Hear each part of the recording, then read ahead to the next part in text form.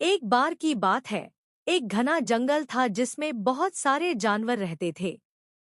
उन्हीं में से एक थी एक चालाक लोमड़ी। वह जंगल में अकेली रहती थी और अपना भोजन खुद खोजती थी। एक दिन बहुत तेज गर्मी थी और सूरज सिर के ऊपर चमक रहा था। उस दिन सुबह से ही लोमड़ी को कुछ खाने को नहीं मिला था। उसका पेट भूख से कुलबुला रहा था और वह बहुत थकी हुई महसूस कर रही थी। भोजन की तलाश में लोमड़ी इधर-उधर भटक रही थी, लेकिन कहीं कुछ खाने लायक नहीं मिला। तभी वह एक बगीचे के पास पहुंची। बगीचे की दीवार के ऊपर एक बेल लटक रही थी, जिसमें बहुत सारे हरे-भरे पत्ते और काले, रसीले अंगूर लगे हुए थे। अंगूर इतने चमकदार थे कि उन्हें देखकर ही लोमड़ी के मुंह में पानी आ गया। लोमड़ी ने सोचा, वाह! क्या रसीले और मीठे अंगूर हैं। अगर मैं इन्हें खा लूं, तो मेरी भूख भी मिट जाएगी और शरीर को ठंडक भी मिलेगी। वह तुरंत अंगूरों तक पहुंचने के लिए उछलने लगी।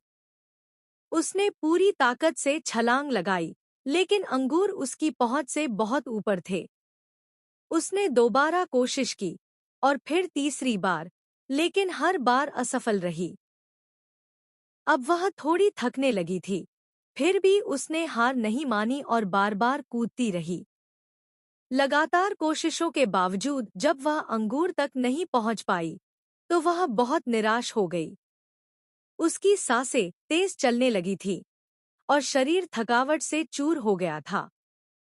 अंत में जब वह जान गई कि वह अंगूर नहीं पा सकती, तो उसने खुद को तसल्ली देने के लिए कहा, छोड़ो, ये अंगूर तो खट्टे हैं। ऐसे खट्टे अंगूर खाकर मैं बीमार पड़ जाऊंगी। वैसे भी मुझे इससे अच्छे फल कहीं और मिल जाएंगे।